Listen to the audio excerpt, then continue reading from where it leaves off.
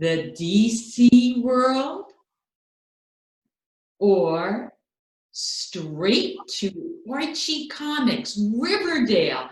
Yes, Riverdale is part of Archie Comics.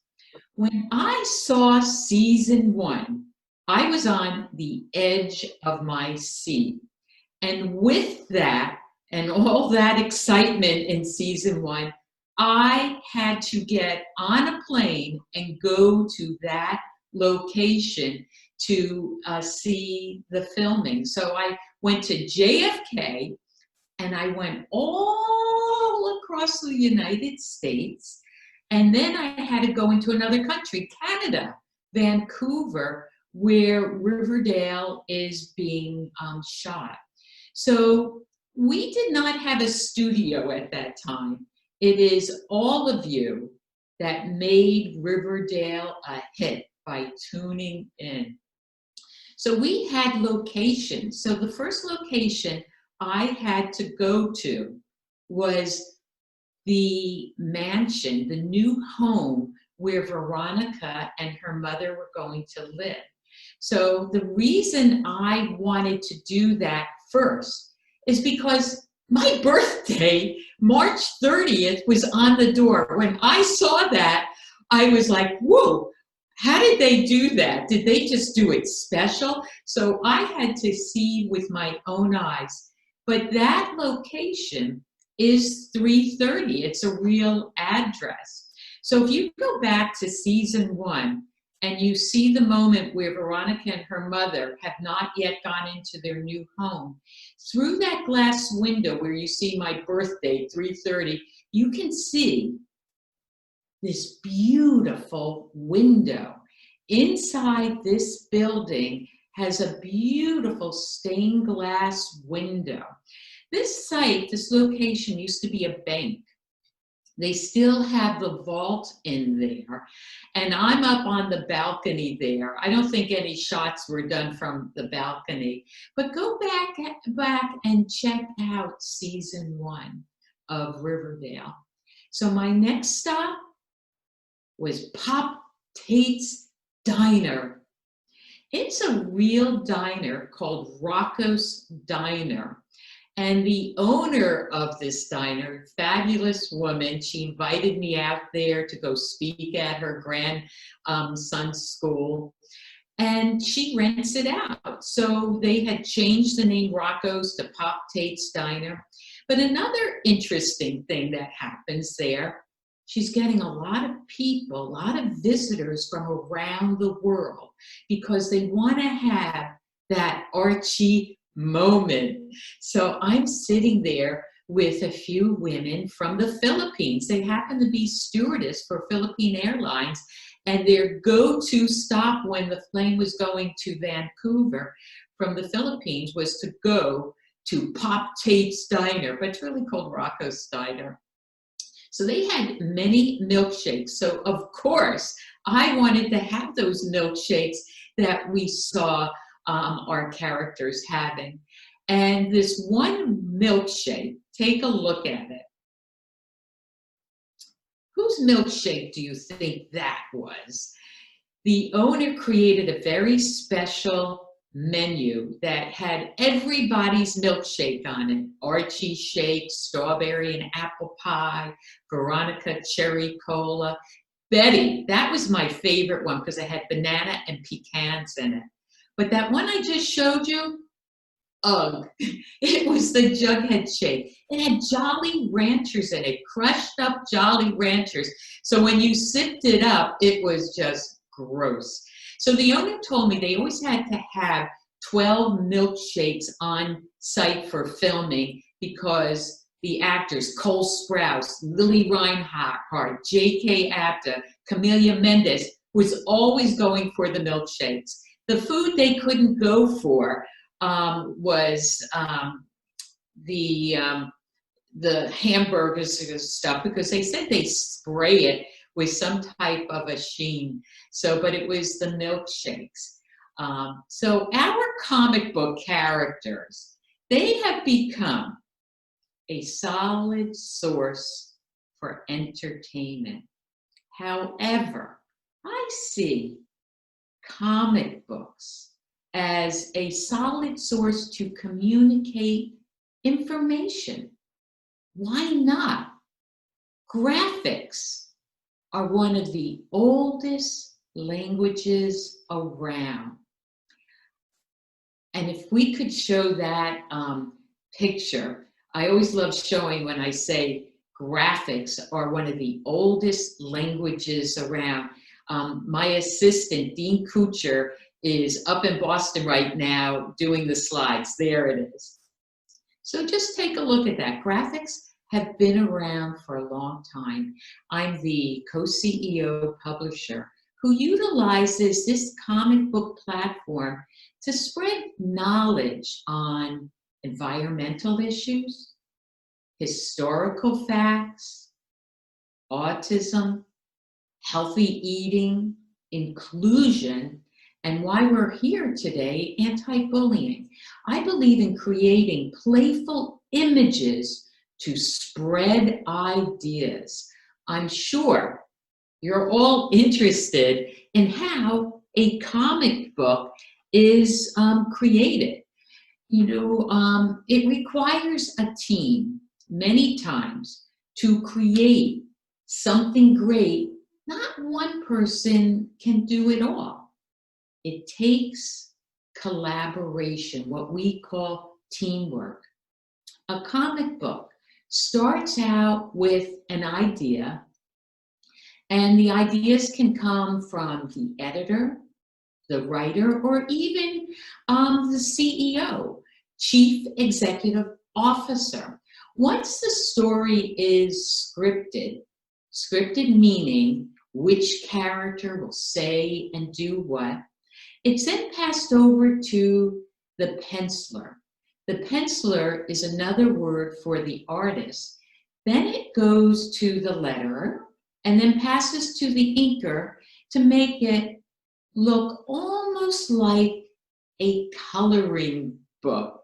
And then finally to the colorist, to this, the images here I was showing was done for a cover. So once the colors are put in, the comic book comes alive. And these are all the careers, the parts that go into making a comic book. Archie Comics has published over 2 billion comics. I've lost count. It could be even more than that. And we continue to go strong, and we even offer our comic books on various digital platforms. You can also go online to our website for more information, or connect to your wonderful comic book stores in Greece. I've been to many of them, and they hold so many types of comic books. There is also a recent project, the development of a new character, Scarlet, who's here with me today. Scarlet's character is not in Riverdale or in the printed books, but shared through digital files. The click of the keyboard is how you not only connect to Scarlet, but have the opportunity to become, and I heard Nicholas talking about kindness, to become an ambassador for kindness. All of Scarlet's stories are available as a PDF download directly from me, because her message on inclusion, friendship, is important to her and to us. Scarlet's character is found among Archie, Betty, Veronica, Jughead, and friends. Scarlet is skilled in building. She's very creative. She loves building things, but also building ideas. This was a story she did on saying no to single-use plastics. Her dad's roots are in Ireland, and her mom is from the Philippines. There is something else about Scarlett I would like you to know. Scarlett desires friends and inclusion, but her social cues can make it difficult for her to form friendships. Scarlett feels some people can make fun of her because they don't understand her behaviors are sometimes about being autistic. Scarlett finds it hard to tell them how mean-spirited behaviors make her feel. It can be really hard. Nobody wants to be bullied. Scarlett Salty is one of millions of autistic people in the world. People with autistic minds are all unique, but they have some things in common. Scarlett is part of a very big community. And as Nicholas said, sometimes differences make us stand out, and that is fabulous for people to, take notice and hear. So Scarlett wants you to hear, Scarlett wants people to understand autism is just one part of who she is. And it would be really cool, fantastic, if people who aren't autistic could learn about autistic people from trusted resources instead of believing rumors and stereotypes. The Scarlett Project and her message came not only about my working with the autistic population. I used to be a school teacher for 25 years. But the project was also based on my personal experience, the grim, tough, aggressive abuse of being bullied. So I can sincerely share with you this unacceptable behavior of bullying is a beast. That is what I call it. It's real, it's out there, and unfortunately, it's on the rise. People with ill will can intentionally try to define you. They are attacking your being. They are there to cause havoc and hurt. All types of people can become a target of this beast at any time. Calling the bully out and identifying the behavior that is hurtful is key. Not all people can do what Scarlett did here. In this panel, autistic or not, this panel shows a solution. Speaking out, standing up for yourself. Scarlett was brilliant in just going up and questioning what Reggie was doing. My regret, I did not follow through with calling out the bully. I stayed quiet as the bullies flat out denied me of my right to exist as myself. That taught me how important it is to report bullying. If not, I can tell you, it just continues. As I said, bullying is a beast. And for those who have been a target of bullying, I know it, I get it, I understand how much you want the answer, how to fix it. What I offer is this: allow the light to click on in your heart that you matter. Be loyal and kind to yourself. I would have never been able to get through it. Be kind to yourself. You are in control. Again, Nicholas talked about control. You have the control. And with that, you have power, your power. So never listen to these words. Never let anyone define who they want you to be. You know yourself. Keep that thought with you, and it will help you see that you are a good person with value. Be confident in who you are. It's not easy, but you can get there. And I ask all here today to carry out what you have heard and learned. Let it be part of who you are. Archie Andrews, shown in this panel, this particular panel depicts his intellectual property.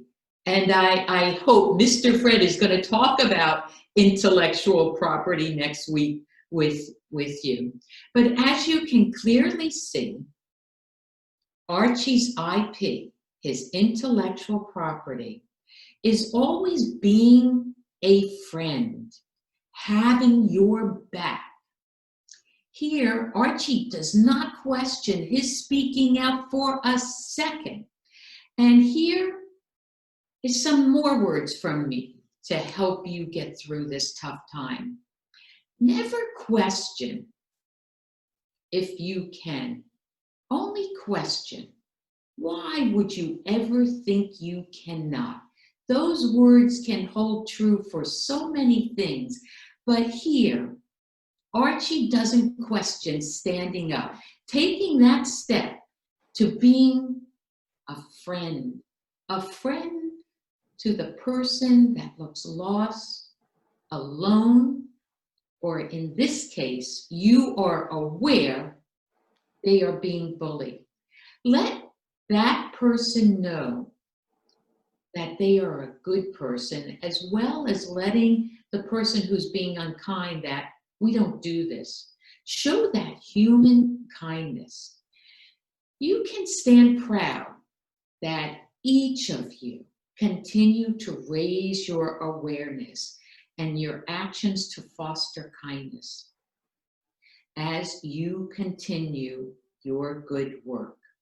Nicholas is across the pond. I believe he is over in the UK, if I'm correct, and he is continuing, like each one of you, your good work. You are not stopping. But I ask all of you to join me in shining the light on the importance of the onlooker, the bystander, who witnesses this beastly behavior. Encourage them to please speak up and show their leadership. What's important, they are not a bully, but a bystander. They know the difference between right and wrong. That is key. They are accountable. Remind them of that, and that they are needed in being a part of dismantling this behavior and intervening for kindness. We all need to commit to helping set the new rules on what fairness, kindness, and equality mean today. Empathy for people is a human right. All of you out there in your Zoom box, make a choice, who made a choice to be here today. You all know the facts too well.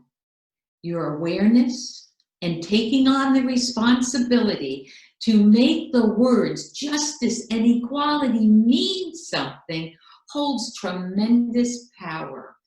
Actively being part of this global movement will be a positive force in the lives of others. When the change comes, your commitment and compassion for humanity will touch people that you will have never met. But those people will know it was your movement that stayed active until change occurred. This movement did not exist in my young life. It was tough. And the frustration of today's reality in my heart and in yours, we all know this beast is still there. But your movement to end bullying is intensifying.